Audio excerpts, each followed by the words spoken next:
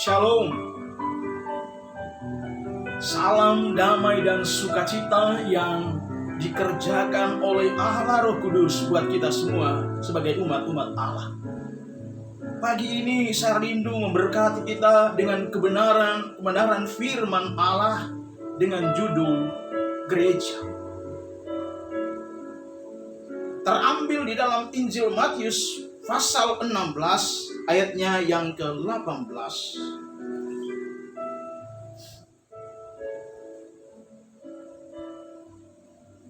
Saudaraku, gereja muncul pertama kali di dalam Alkitab ditulis dalam Injil Matius pasal 16 ayat 18.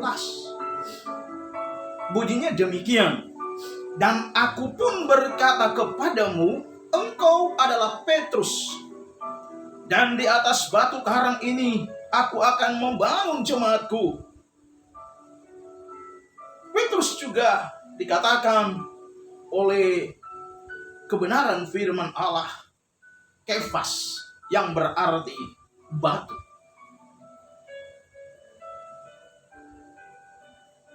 Yesus berkata bahwa di atas batu ini, perhatikan baik-baik, tidak menuju kepada Petrus atau Simon Petrus, tetapi pokoknya adalah batu menjadi dasar gereja, tentu yang didirikan oleh Allah di dalam Kristus Yesus itu sendiri.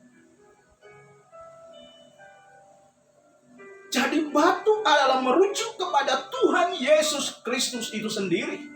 Kita boleh lihat di dalam 1 Petrus pasal 2 ayat 6 hingga ayat yang ke-9. Dan 1 Korintus pasal 10 ayat 4. Dan memang firman Allah berkata dalam Kisah Rasul 4 ayat yang ke-12, karena memang tidak seorang pun yang dapat meletakkan dasar lain daripada dasar yang telah diletakkan Allah, selain yaitu Yesus Kristus Tuhan.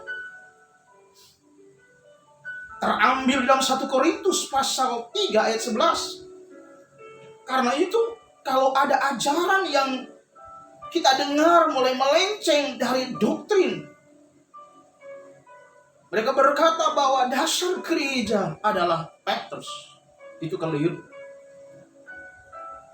Itu menyimpang dari Alkitab.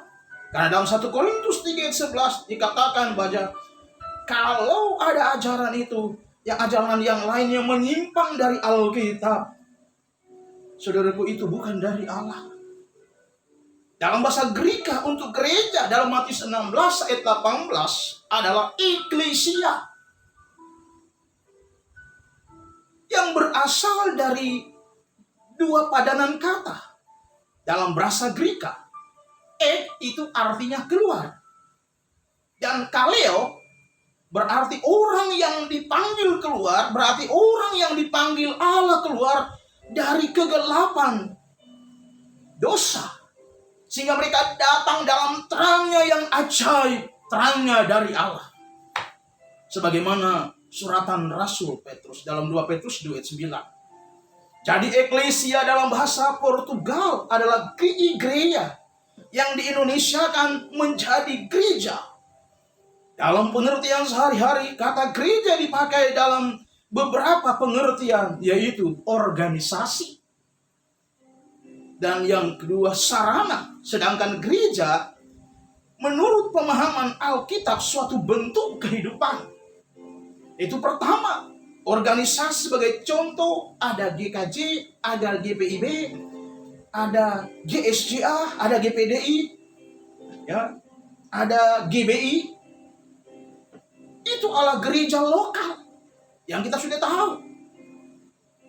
Mengapa dikatakan organisasi? Jadi kita sadar, karena manusia yang didirikan punya anggaran dasar. Ada yayasan yang mendirikan institusi itu, dan ada anggaran rumah tangga. Bahkan ada pengakuan dari pemerintah dan gereja tentang gereja berdiri. Yang kedua, sarana. Kata gereja dipakai dalam arti sarana. Sedang tempat umat Kristiani beribadah dalam bentuk kehidupan secara alkitabiah, gereja adalah tubuh Kristus atau umat Allah. Timbul pertanyaan dalam hidup kita, saudaraku. Siapa kepala gereja sebenarnya? Alkitab sendiri menjawab secara terbuka, secara transparan bahwa dia adalah kepala gereja dalam Efesus 1 ayat 22, Kolose 1 ayat 18, dan Efesus bab 5 ayat 23. Pertanyaan berikut datang juga kepada kita, siapa anggota tubuh Kristus? Alkitab juga memberi jawaban, memberi pencerahan. Setiap kita orang Kristen adalah anggota tubuh Kristus, umat Allah atau anggota tubuh Kristus. Kalau kita melihat dalam 2 Korintus 22 ayat yang ke-27, Efesus 4 ayat 25, bahkan Roma 12 ayat 4 dan 5, dikatakan bahwa setiap orang Kristen adalah anggota tubuh Kristus. Saudaraku yang dikasihi Tuhan, tapi timbul pertanyaan dalam hidup, menjadi bahan perenungan dasar kita sebagai orang-orang Kristen. Pernah enggak terlintas dalam hati, dalam perenungan hatimu sebagai orang percaya, aku gereja enggak? Kita berkata di zaman perjanjian baru, orang-orang kudus mereka berkumpul bersama-sama sehati, sepikir, memecahkan roti dan anggur, bersekutu bareng, membagi segala sesuatu. Mereka yang diberi kemampuan lebih berbagi kepada si miskin. Itulah gereja. Saudaraku, gereja bukan sekedar organisatoris, tetapi organisme pribadi yang harus mengenal Allah secara baik dan benar. Mengapa? Perilaku hidup dapat dilihat, cara kita bersikap selagi kita hidup dalam dunia ini. Kita berkata, biarkanlah kita boleh menjadi cermin daripada Tuhan, dari cermin daripada dunia, melihat karakteristik kita, tabiat-tabiat dari manusiawi kita adalah manusia ilahi, manusia diubah oleh Tuhan, dari karakter dunia menjadi karakter Kristus, dibaharui dari hari ke hari, berdampak terhadap keluarga, berdampak terhadap gereja lokal, berdampak terhadap sesama manusia. Berdampak di mana kita mengekspresikan sesuai talenta yang Tuhan beri. Kita bekerja, berkarya, kita bertanggung jawab bukan hanya di hadapan pimpinan dunia, tapi selaku pimpinan yang dipercaya di suatu perusahaan atau suatu departemen apapun, kita bertanggung jawab di hadapan Sang Khalik. Itulah Kristus Yesus, kepala gereja kita. Karena itu, saudaraku, jadilah gereja yang baik dan benar di mata Allah. Segala bentuk ada kerut, cacat, celah, seyogianya kita minta petunjuk Roh Kudus sebagai guru agung, guru besar kita, menuntun kita dari hari ke hari,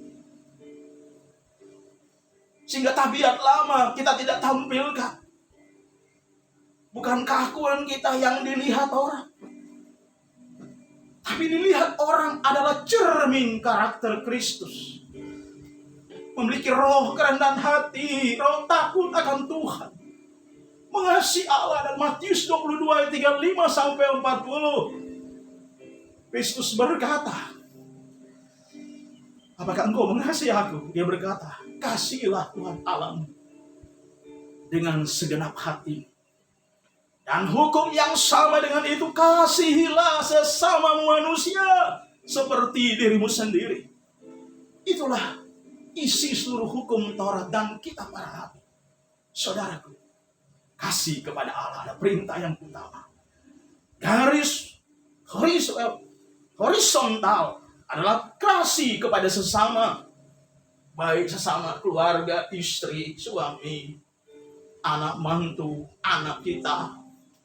Menjadi tutor yang baik, menjadi kos yang baik, menjadi surat-surat terbuka oleh dunia, dan dunia diselamatkan ketika karakter gereja adalah karakter ilahi, karakter Kristus.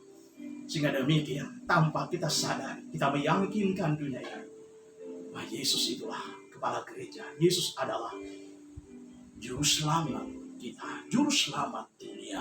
Demikianlah firman Allah yang kami sampaikan pada pagi hari ini. Mari kita tunduk kepala, kita berdoa. Bapa surgawi, dalam nama Tuhan Yesus Kristus juru selamat kami, kami telah mendengar firman dan nasihat Tuhan tentang arti gereja. Kita berkata gereja adalah kumpulan orang-orang yang dipanggil dari dalam dosa, dari dalam kegelapan, datang kepada terangnya yang ajaib. Itulah terang Kristus Yesus. Saudaraku, kami percaya Tuhan, Engkau selalu menolong umat-umat Allah dalam kesulitan apapun menghadapi epidemi yang begitu luar biasa. Biar semuanya tetap kuat dan kokoh dalam pengiringan kepada Tuhan. Tidak dipengaruhi oleh kesenangan dunia, tidak dipengaruhi oleh kekhawatiran dunia, tapi selalu berharap hanya kepada Tuhan Yesus Kristus. Engkau adalah pusat daripada segala sesuatu. Karena itu kami percaya, kalau kami menyerahkan hidup ini kepada Tuhan, Tuhan turun tangan untuk menolong kami. Terima kasih Bapak, meteraikan firman Allah yang kami sudah dengar pada pagi hari. Kiranya memberkati umat-umat tebusan darah pada pagi hari ini. Di dalam nama Tuhan Yesus Kristus kami berdoa dan mengucap syukur. Haleluya.